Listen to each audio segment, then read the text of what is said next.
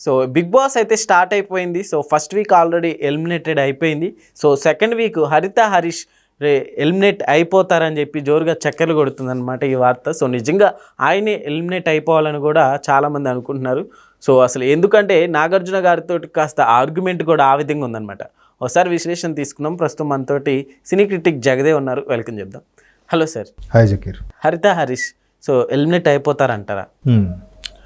అంటే నిన్న Sunday king Nagarjuna గారు వచ్చినప్పుడు గడిచిన వారంలో ఎవరెవరు ఏం చేశారు, ఎవరు తప్పులేంటి అనేది వాళ్ళ ప్లేట్లు పగలగొట్టడం, వాళ్ళ లోపాలుంటే ఎత్తి చూపడం, వాళ్ళలో ఉండే ఆవేశపూరితమైన మాటలకు కానీ నిర్ణయాలకు కానీ కొంచెం కోడా జలిపించడం లాంటిదే చేస్తాడు ఆయన.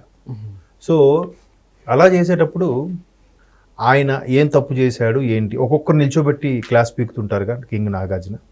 సో అలాంటి సందర్భంలో మీరు ఒక ముగ్గురిని మాట్లాడేటప్పుడు అదే ఎమాన్యుయల్, భరణి లేదంటే ఆ అమ్మాయిని కలిపి ఇదేంటి నేను ఆడవాళ్ళతో తప్ప మగవాళ్ళతో మాట్లాడాను అన్నాడు కదా ఎమాన్యుయల్, మరి మిగతా ఇద్దరితో కూడా మాట్లాడంటే మరి ఇలా వీళ్ళు కూడా ఆడవాళ్ళేనా అనే ఉద్దేశంలో ఆయన మాట్లాడాడు. ఒక వెర్షన్గా చూస్తే ఆయన అనేది కరెక్టేనేమో అనిపిస్తుంది. కానీ హౌస్ మొత్తం ప్రేక్షకులందరికీ అర్థమైంది ఏంటంటే ఆడవాళ్ళంటే ఏదో తక్కువగా చూస్తారు అనేలాగా మాట్లాడినట్టు వచ్చింది. సరే, ఇవన్నీ షో చూసిన వాళ్ళకి అర్థమవుతుంది ఏంటి కాన్సెప్ట్. అందరూ హౌస్లో అందరూ కూడా ఆయనకి యాంటీగానే చెప్పారు. ఒక రీతు మాత్రం ఫేవర్గా చెప్పడం జరిగింది. లేదు ఆయన ఆ ఉద్దేశంతో అనలేదని. కాసేపు ఇవన్నీ పక్కన పెడదాము. అసలు బిగ్ బాస్ షో ఏదైతే ఉందో అది అందరికీ తెలిసింది. ఇప్పుడు 9 సీజన్లు అయిపోయాయి. 8 సీజన్లు అయిపోయాయి. 8 ఓటీటీ ఒక సీజన్, 9 సీజన్లు అయిపోయాయి. ఇది నెంబర్ 9 కానీ ఓటీటీకి నెంబర్ ఏం ఇవ్వలేదు కాబట్టి ఇది 10వ వాస్తవానికి.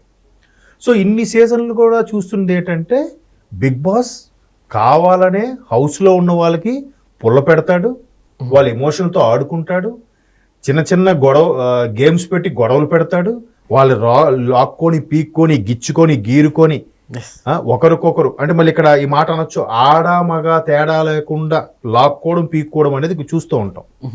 మళ్ళీ ఇక్కడ అలాంటి మళ్ళీ అంతా సమానం కదా అంటారేమో, అది వేరే విషయం. సో అట్లాంటి కొట్లాడికి దారి తీసేలాగా రొప్పుకొని చేసుకొని ఉండే దాన్ని ఏమంటారు లాక్కోవడం లాగా ఉంటుంది. అవన్నీ ఉంటాయని తెలిసే దానికి అప్రోచ్ అవుతారు, తెలిసే దానికి మళ్ళీ ఇది అవుతారు, మళ్ళీ ఎమోషనల్ అయిపోయి ఫీల్ అవుతారు. ఇప్పుడు ఈయనే ఆ మాట అన్నాడు. సరే, అందరికి అలా అనిపించింది, ఓకే సార్ నేను సర్దిద్దుకుంటాను అంటే అయిపోయిందిగా. మళ్ళీ ఇప్పుడు ఆ ప్రోమోలో వస్తుంది ఏంటి, నాకు అందరూ బిగ్ బాస్ టీం అంతా నన్ను టార్గెట్ చేసింది, నేను బయటికి వెళ్ళే వరకు అన్నం ముట్టను అని అంటాడు. బట్ అలా అంటే ఎవడైనా పంపించిస్తాడు. మేబీ బిగ్ బాస్ టాస్క్లో భాగమేమో ఇది, ఎవడు తెలుసు. ఎందుకంటే మీరు అనుకుంటున్నారు ఆయన ఎలిమినేట్ అయిపోతాడని, కానీ బిగ్ బాస్కి అలాంటి వాళ్ళే కావాలి. అలాంటి వాళ్ళు ఉంటేనే రసవత్రంగా వెళ్తుంది కదా. గొడవ ఆర్గ్యుమెంట్ ఏంటి ప్రోమోస్ లో వాడుకోవచ్చు. ఎవరైనా ఏడుస్తున్నట్టుగా, ఎవరైనా కన్నీళ్ళు పెడుతున్నట్టుగా, ఎమోషన్ అయిపోతున్నట్టుగా బ్యాక్గ్రౌండ్ స్కోర్ పెట్టేసి దాన్ని టీజర్నే ఒక 1 మిలియన్ వ్యూస్ తీసుకొచ్చేసి టీవీకి రాత్రి 9:30 అయ్యేసరికి ఎడిక్ట్ అయ్యేలాగా ప్లాన్ చేసుకుంటారు. నెక్స్ట్ ఇప్పుడు ఈయన ఎలిమినేట్ అవ్వచ్చు అని కూడా వస్తుంది సార్.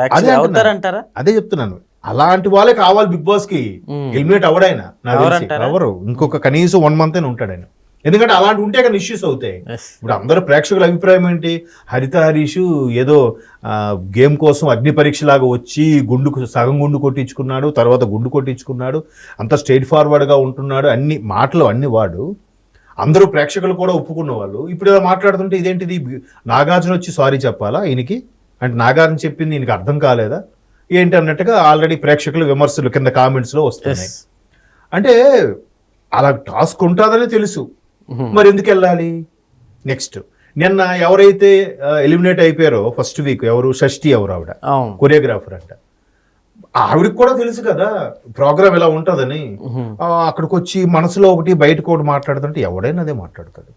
ఎవడు ఫేర్గా మాట్లాడతాడు, ఫేర్గా మాట్లాడుతున్నట్టుగా అనిపించేవాడే నటిస్తున్నట్లు చాలా నటిస్తుంటారు సార్. బయట ఆమె నిన్న భరణి గారి కోసం చెప్తూ ఎమోషనల్ అయిపోయింది అన్న అంటే, నువ్వు ముందు నుంచి అన్నా చెల్లెలా, లేదంటే మీ ఇరుగుళ్ళు పొరిగిల్లా, లేదంటే ముందు నుంచి కలిసి సినిమాలు ఈవిడేదో ఆయన ఏదో సినిమా చేస్తే ఇప్పుడు కొరియోగ్రాఫర్గా చేశారా, లేదు కదా. దానికి అంత ఎమోషనల్ అయిపోడు ఎందుకు 1 వీక్కి.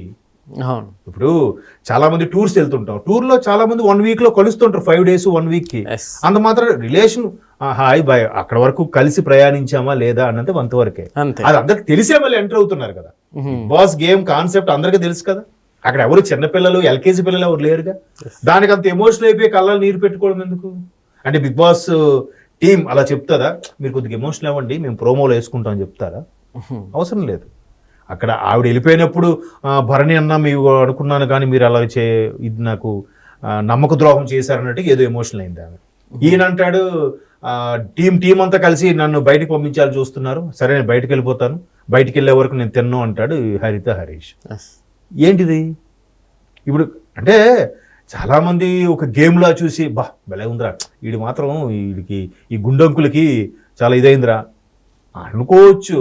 డెప్త్గా ఆలోచిస్తే ఇదంతా ఒక హై డ్రామా అన్నట్టుగా అర్థమవుతుంది. ఇప్పుడు సినిమాల్లో ఒకసారి కమల్ హాసన్ గారు అదే చెప్పారు, సార్ మీరుంటే కంపల్సరీగా ముద్దు సీన్లు చేస్తారట కదా, ఎక్కువగా లిప్ టు లిప్ చేస్తారట. కానీ ఒకసారి ఒక ఇంటర్వ్యూలో ఎవరు అడిగితే మీరు పర్టికులర్గా ఇది ఎందుకు అడుగుతున్నారు, నేను చాలా సినిమాల్లో కొట్టాను దొంగల్ని వీళ్ళని, సార్ నిజంగా కొట్టారని అడిగారా? చాలా సినిమాల్లో హీరోయిన్లు పట్టుకున్నాను, నిజంగా పట్టుకున్నాను అడిగారా? చాలా సినిమాల్లో నేనే చచ్చిపోయిన సీన్లు ఉన్నాయి, సార్ మీరు చనిపోయారని అడిగారా? అది సినిమా అండి. లిప్ సీన్ చేసినా, శోభనం గదిలో శోభనం చేసినా, విలన్ ఫైట్ చేసినా, అక్కడ ఒక 100 మంది యూనిట్ సభ్యుల మధ్యని చేసేది అది ఆర్టిఫిషియల్ తప్ప న్యాచురల్ కాదు. దాన్ని మాకన్నా మీరు ఎక్కువ ఎమోషన్ తీసుకుంటున్నారు, అందుకే మీరు అడుగుతున్నారని అన్నాడు ఆయన. కరెక్టే కదా. ఇప్పుడు అది కూడా డ్రామానే. బిగ్ బాస్ అనేది అల్టిమేట్గా ఎవరు విన్నర్ అవుతారు ఏంటి అనేది కాన్సెప్ట్ లో పెట్టాడు ఒక గేమ్. గేమ్ అనే ముందే చెప్తున్నాడు కదా, ఈసారి ఆట ఎవడు ఆడుతాడో అని అంటున్నాడు. దానికి తోడు ఈసారి టెనెంట్స్ వానర్స్ అని పెట్టాడు కాన్సెప్ట్. టెనెంట్స్ బాగా ఆడి గెలుచుకొని వానర్స్ అవుతారు, వానర్స్ లో సరిగ్గా ఆడిపోయిన వాళ్ళు టెనెంట్స్ అవుతారు. అంటే వీళ్ళకి చిన్న చిన్న డిస్టర్బెన్స్ పెట్టడానికి ఇవన్నీ ఉంటాయని తెలిసి మళ్ళీ పర్సనల్ అట, ఎమోషనల్ అట, అన్న అనుకున్నానట, ఇవన్నీ అవసరం లేదు. సో ఇవన్నీ కూడా వాళ్ళ టీఆర్పీ రేటింగ్లు పెంచుకోవడానికి, వ్యూస్ పెంచుకోవడానికి బిగ్ బాస్ టీం ఆడిస్తున్న హై డ్రామా అంతే. దానికే హరిత హరీష్ నిజంగా మానేశాడో మానకుండా మన దగ్గర బిల్డప్ ఇస్తున్నాడు. ఈవిడ వెళ్ళిపోయినప్పుడు ఈ షష్ఠి నిజంగా ఏడ్చిందా, లేదంటే బిగ్ బాస్ టీం అమ్మ మీరు ఒకసారి ఎమోషనల్ అవ్వండి అని చెప్పాడు, ఎవరు తెలుసు. ఇదే ప్రోగ్రామ్ ని నాగార్జున గారు కూడా దాని అంత వర్స్ట్ ప్రోగ్రామ్ ఎప్పుడు చూడలేదని స్టేట్మెంట్ ఇచ్చారు అప్పట్లో. మీకు చాలా వైరల్ కూడా అయింది. ఆయన 3వ సిరీస్ నుంచి ఆయన కింగ్ గా వస్తున్నప్పటి నుంచి. బట్ ఆయనకి అలవాటు అయిపోయింది, చేసుకుంటున్నాడు. కాబట్టి ఇది అసలు మాట్లాడుకోవడమే అనవసరం ఈ topic. Okay sir, thank you.